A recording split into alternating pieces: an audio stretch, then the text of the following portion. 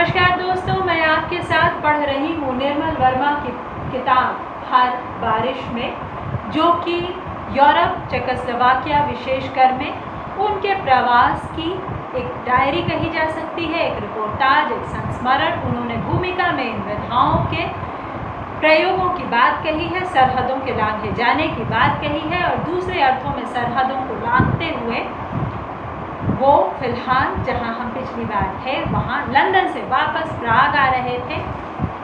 प्राग में एक ऐतिहासिक लम्हा है, जबकि रूसी सैनिकों ने कब्जा कर रखा है और वो एक टूरिस्ट स्पॉट बन रहा है।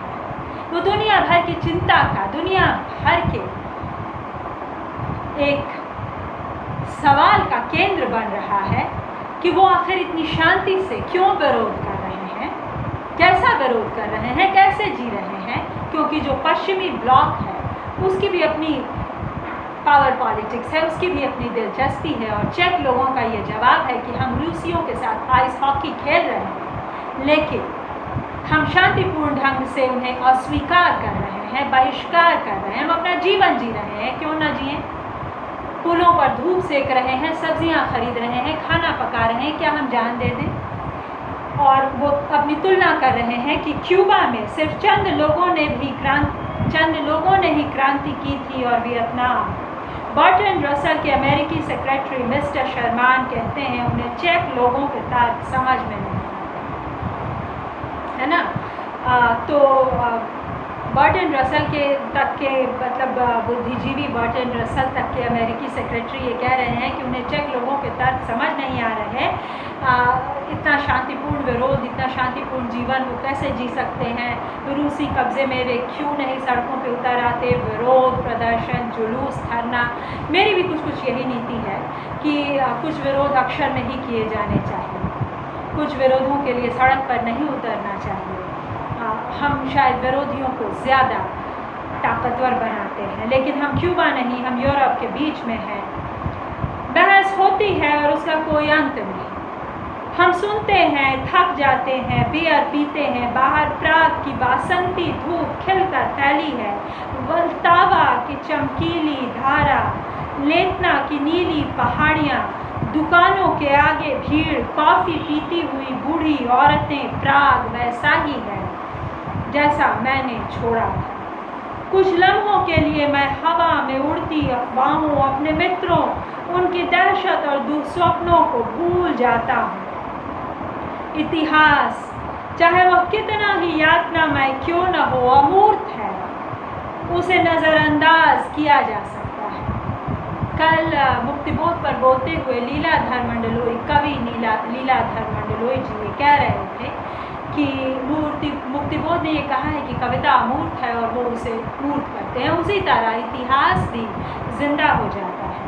इतिहास से सीखना है। इतिहास फुल ऑफ आयरनीज ऐसा कहते हैं। इतिहास विडंबनाओं से फंसा पड़ा है। हिस्ट्री रिपीट्स इटसेल्फ ये भी कहते हैं। तो मतलब इतिहास के बारे में तो कोट्स का अंत ही नहीं। लेकिन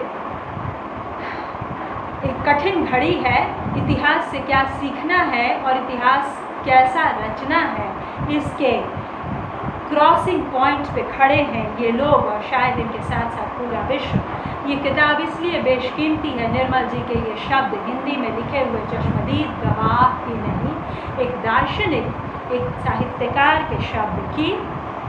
एक ऐसे ऐतिहासिक लम्हे को उन्होंने जिंदा खड़ा कर दिया है हमारे सामने। यह घड़ी सच है, यह धूप, लड़कियों की खिलखिलाहट और टेलीफोन के तारों में मेरे मित्रों के विस्मय से भरे स्वर। तुम प्राग में हो सचमुच? फिर आज शाम? ये उनके चेक मित्र हैं। नहीं, यह असहनीय है। इस धुपीली घड़ी के उगते प्राग में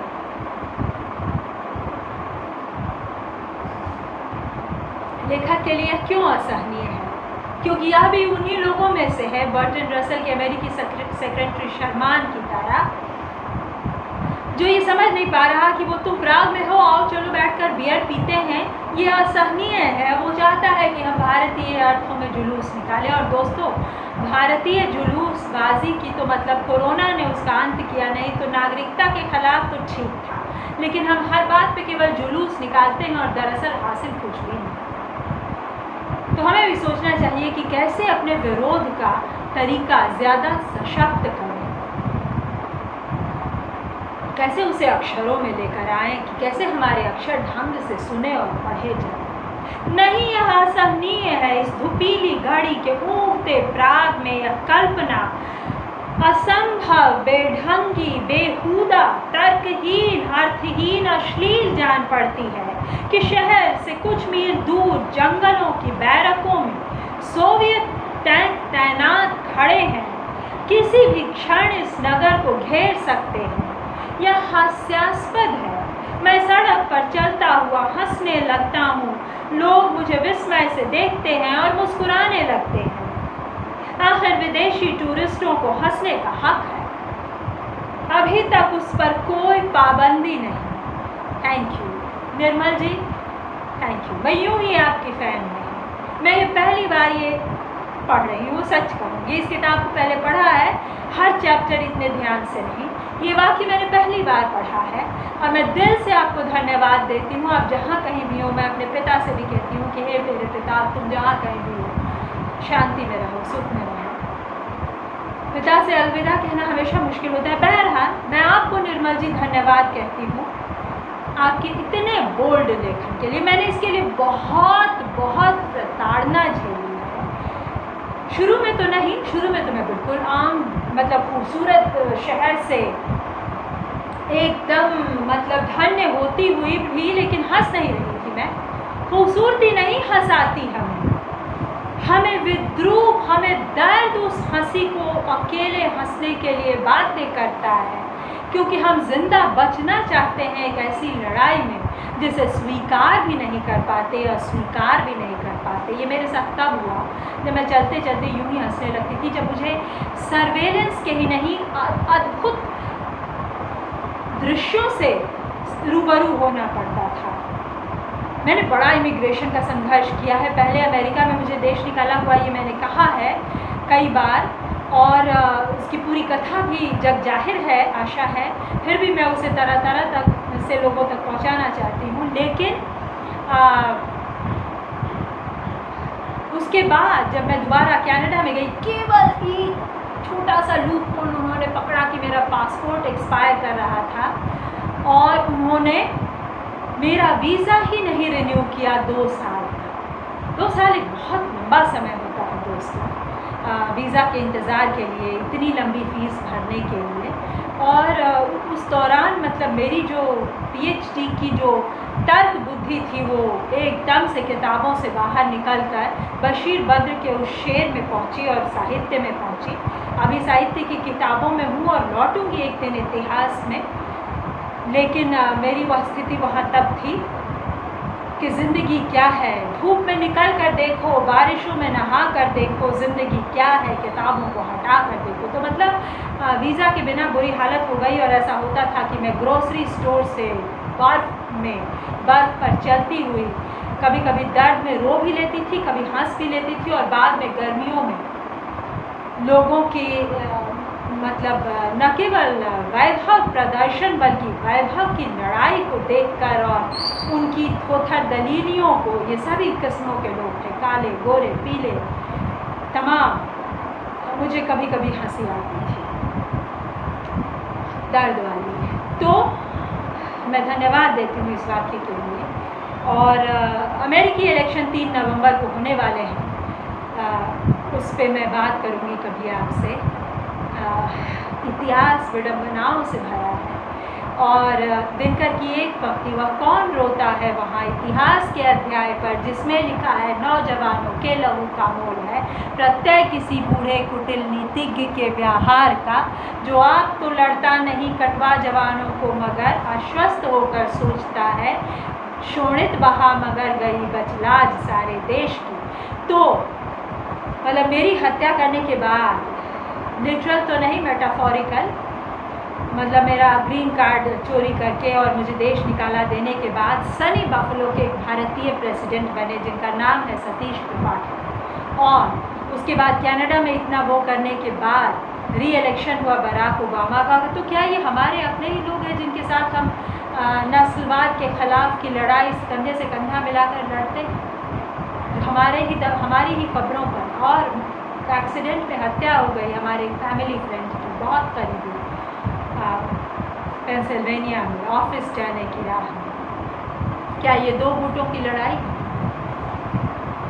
अभी जो अमेरिकी प्रेसिडेंट बिडेन हैं, जो बिडेन, जिन्होंने एक भारतीय माँ की बेटी कमला हैरिस और एक black father, Jamaican black father की बेटी कमला हैरिस को चुना है वाइस प्रेसिडेंट के लिए। उनका बहुत बड़ा ऑफिस अभी भी है, वो जीते या ना जीते, मैं उन्हें शुभकामनाएं देने से पहले एक चिट्ठी लिखूँगी अपनी पूरी कथा के साथ, क्योंकि मुझे उस आदमी का जवाब चाहिए जिसने मुझे देश निकाला दिलवाया, अंद्रेयास थॉमस, जर्मन प्रोफेसर ने, कि आखिर वह पहले दिन से मेरा पीछा क्यों करता? क्या देश निकाला दिलवाने के लिए? क्योंकि मेरा वही जवाब है, मेरी वही समझ है कि यह एक साजिश है। बहरहाल, तो वो एक कविता है कमला हैरिस को लिखी है चिट्ठी, और अभी अभी ब्रह्म राक्षस को पढ़ते हुए मैंने बहुत व्याख्या की उसकी, और ये सब भी मैं कहना चाहती थी कि आखिर ये ब्रह्म राक्षस कौन है? क्या ये केवल ताकत की लड़ाई है? ये पूंजीवाद है? क्या ये स्टालिनवाद है? जो भी, किंतु यह छलना, यह सुखद भुलावा टिकता नहीं। वह उस नींद के झोंके की तरह है जिसे कई बार मोटर चलाते हुए थके ड्राइवर ले लेते हैं, और जब कुछ सेकंड बाद हकबकाकर जागते हैं तो खतरे की कल्पना से ही उनकी देह में झुरझुरी दौड़ जाती। मैं अंधेरे जीने चढ़ता हूँ लेखक संघ का दफ्तर, फिलॉसफी फैकल्टी की इमारत, उसके बाहर नए नाम का यान पालाख स्क्वायर। मैं जीने उतरता हूँ, मैं भागता हूँ उन अज्ञात रेस्तराओं में जिनके सुरक्षित कोनों में बातचीत की जा सकती है। दफ्तर सुरक्षित नहीं है, लेकिन हाबरमास का एक आर्टिकल है the rise of the public sphere, आज के समय में उसका भी बहुत दुरुपयोग हुआ है। वह एक नाज़ी समय, वह एक यूरोप का एक दूसरा समय था जिसका नाज़ी लोगों ने भी दुरुपयोग किया, और उस पर बहुत सी ऐतिहासिक बहसें हैं। लेकिन फ़िलहाल रेस्तरां हमेशा एक खुली जगह होती है। रेस्तरां एस्पियोनाज का भी अड्डा होता है दोस्तों, हम जानते हैं।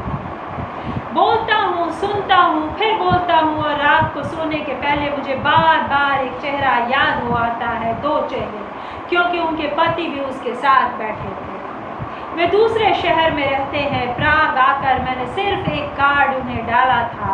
यह आशा नहीं थी कि दोनों अपना काम छोड़कर, वह डॉक्टर है, पति इंजीनियर, सिर्फ एक घड़ी मुझसे मिलने के लिए प्राग आ जाएंगे। हमने रेड वाइन मंगवाई है, मेरी भी फेवरेट है, लेकिन मैं बहुत कम पीती हूँ। मुझे रोज़ दूध पीना पसंद है, कभी कभी दोस्तों के साथ पार्टी करना। मुझे रेड वाइन, मुझे विनियर्ड में घूमना और वहाँ वाइन टेस्टिंग बहुत पसंद है। मैं बिल्कुल खिलाफत नहीं करती। मेरी एक कविता है making it to the tall glass of milk at night, वो रोज़ की आदत है, और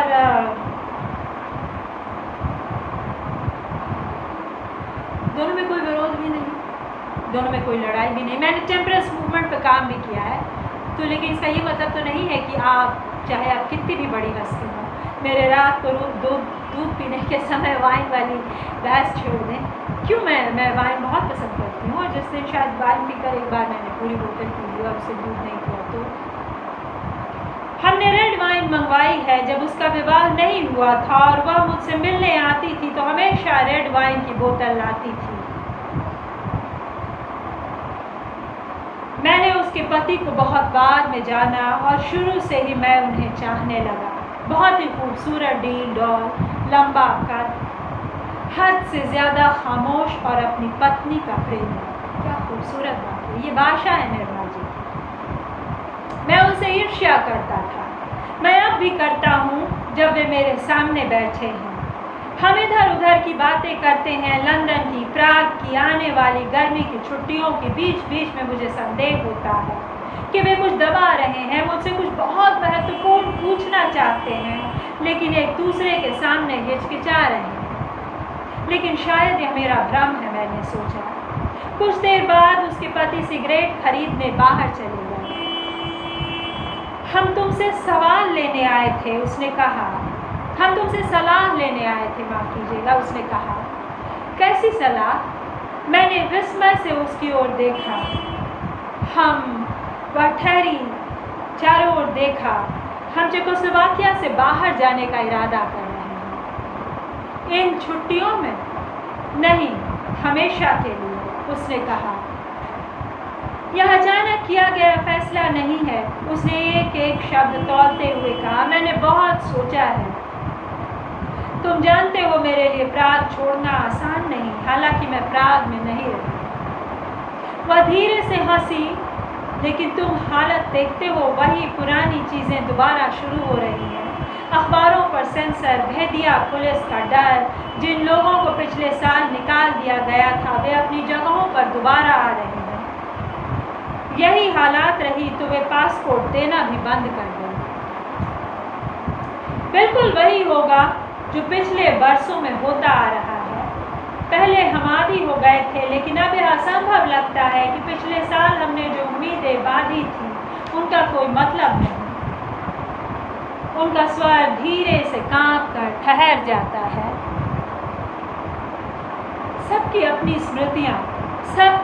स्मृतियाँ, किंतु एक स्मृति सबकी एक ही जैसी है। उनकी आंखों में अब भी एक चमकीला सा स्वप्न तिर आता है जब वे अपने प्राग वसंत के दिनों की याद करते हैं। प्राग स्प्रिंग, खुली खबरें, लंबी रात की मीटिंगें, दुबचेक की मुस्कुराहट और सबसे बड़ी बात, आत्मसम्मान का बोध जो सिर्फ स्वतंत्रता से उत्पन्न होता है। अगर पुराना अंधेरा कायम रहता, वह कहती है, तो शायद इन दिनों का अंधेरा ज्यादा न था। आखिर 20 वर्षों में हम उसके आदी हो चले थे। 20 वर्ष लंबा था वो दुबचेक का प्राग स्प्रिंग। लेकिन पिछले साल हमने जो देखा था, उसके बाद उसका वाक्य उसी तरह अधूरा रह जाता है जैसे वह अधूरा स्वप्न। तुम क्या सोचते हो? तुम्हारी कल्पना प्राग से बाहर करना असंभव लगता है। मैं कहता हूँ, कुछ चेहरे हमेशा कुछ शहरों से जुड़ जाते हैं। तुम्हारी कल्पना प्राग से बाहर करना असंभव लगता है। मैं कहता हूँ, कुछ चेहरे हमेशा कुछ शहरों से जुड़ जाते हैं।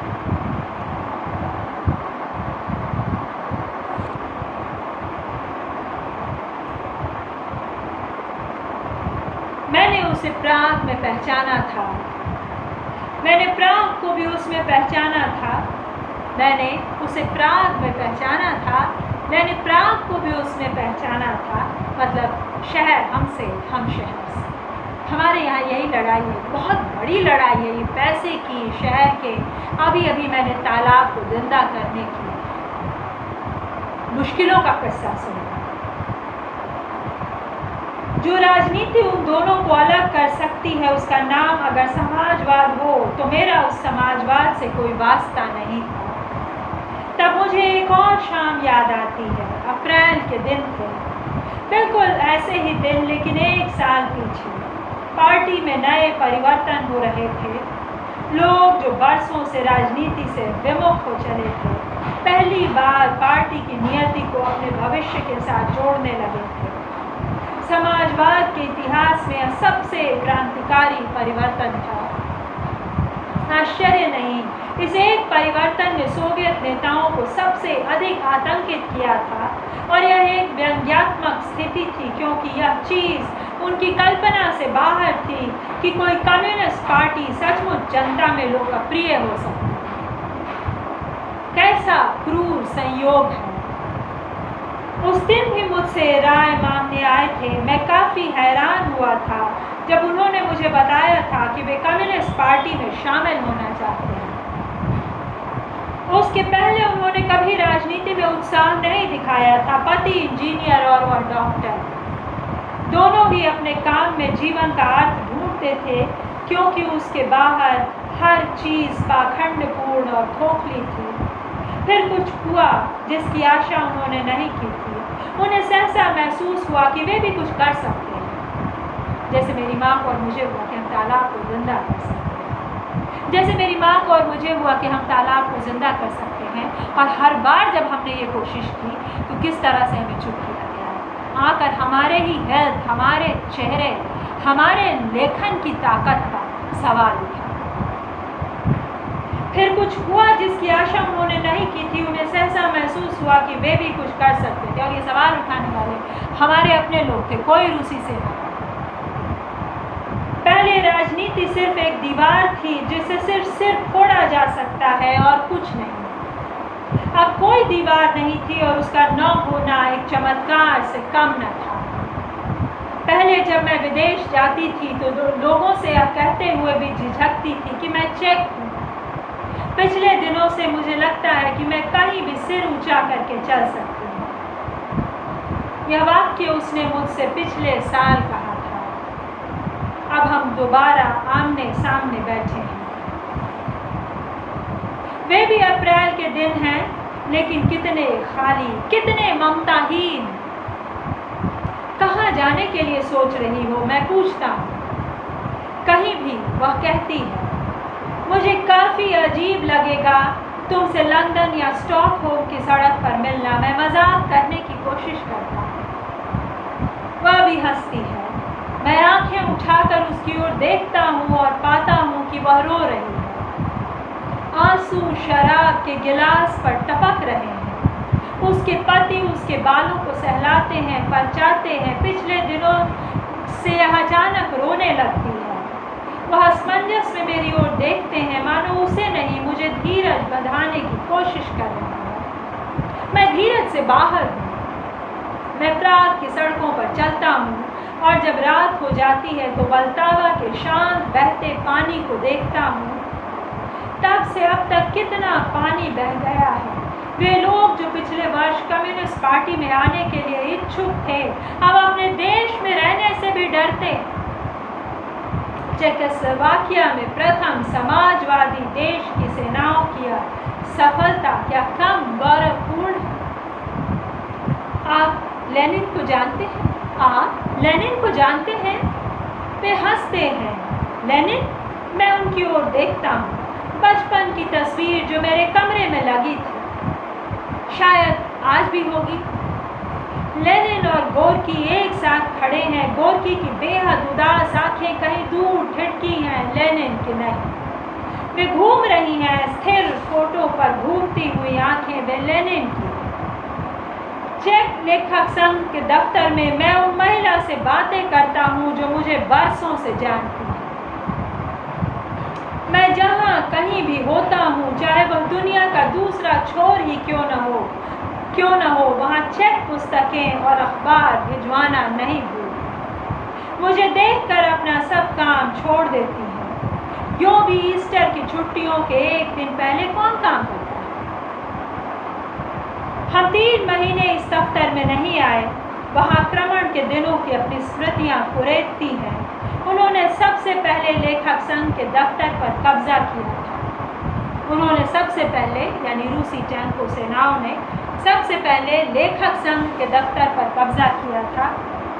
उन्हें नहीं मालूम था कि यह दफ्तर कहाँ है, और जब वे सड़क पर चलते लोगों से लेखक संघ का पता पूछते थे तो लोग हमेशा उन्हें उल्टी दिशा में भिजवा देते थे। ये देश प्रेम है, ये देश प्रेम है दोस्तों। और ये महिला इसलिए रो रही थी कि कहाँ तो वो समाजवादी पार्टी ज्वाइन करने की सोच रही थी और कहाँ उन्हें देश निकाला एक ढंग का मिलने वाला है। मतलब अपने देश से इस तरह से तस्लीमा नसरीन की तरह बाहर कर दिया जाना दर्दनाक होता है। हम अपने देश में रहते हुए भी और विदेश में रहना चाहते हैं, अर्थात विदेश में रहते हुए भी अपने देश आना चाहते हैं। हम खुली सरहदें चाहते हैं, खुले विचार चाहते हैं, हम यानी लोग। हम किसी संघ में हो ना हो, आज भी हमारी अनंत लड़ाई है। हम पता नहीं समाजवादी हैं या क्या है, हम तीसरी दुनिया, आज संभ्रांत पोलाइट लैंग्वेज में जिसे कहते हैं, हम विकासशील देश के लोग हैं, लेखक हैं। लेकिन हमारी लड़ाइयाँ एकदम तीसरी दुनिया की लड़ाइयाँ। हमारे यहाँ के लोगों को लॉकडाउन में 10 दिन खाने के लिए नहीं था और उनका सरकार वह मदद और आश्वासन नहीं पहुँचा सकी कि रुको हम आ रहे हैं, जिसकी वजह से कोरोना का ये बुरा हाल हुआ। लेकिन बहुत बड़ी जनता दुनिया में भारतीय देश से गई भारतीय लोगों की है। और बल्कि इमिग्रेशन के उसमें ये कहा जाता है कि वो बहुत अच्छे से रहते भी हैं। अच्छी बात है, इसमें कोई हर्ज नहीं, लेकिन इस हद तक उस अच्छे से रहने की लड़ाई की जो आज़ादी वहाँ के गोरों को हासिल है वो तुम्हें नहीं है। पहले ये स्वीकार लो और फिर एक अच्छे इमिग्रेंट की तरह अच्छी तरह काम करो, ठीक है। तो वो एक अलग बहस है, साथ साथ होती रहेगी। ये एक्सपैट्रिएट्स अपने देश से प्यार करते हुए बाहर रहने की स्थिति जो मैं चाहती हूँ फिलहाल, जिसके लिए फ़िलहाल मैं संघर्षरत हूँ। मैं गुरु तलाश रही हूँ अपनी अधूरी PhD को पूरा करते हुए बाहर जाने के लिए, जो एकलव्य की तरह मेरा अंगूठा न कर रहा है। मुझे मेरे वीज़ा पासपोर्ट की राजनीति में मेरा साथ दे। उन्हें नहीं मालूम था कि यह दफ्तर कहाँ है, और जब वे सड़क पर चलते लोगों से लेखक संघ का पता पूछते थे तो लोग हमेशा उन्हें उल्टी दिशा में भिजवा देते थे। वह हंसती है, मैं भी। वह थोड़ी देर रुक कर कहती है, उन्हें भ्रम था कि चेक लेखकों ने अपने दफ्तर में बम बारूद छिपा कर रखे हैं। कई दिनों तक उनके सिपाही बंदूकों संगीनों के साथ हमारे दफ्तर पर घेरा डाले रहे। नीचे हमारी दुकान की शो विंडो है। उन दिनों वहाँ लेनिन की पुस्तकें रखी थी। ज़रा सोचिए, दिन रात रूसी सिपाहियों की संगीनें लेनिन की तस्वीर पर तनी रहती।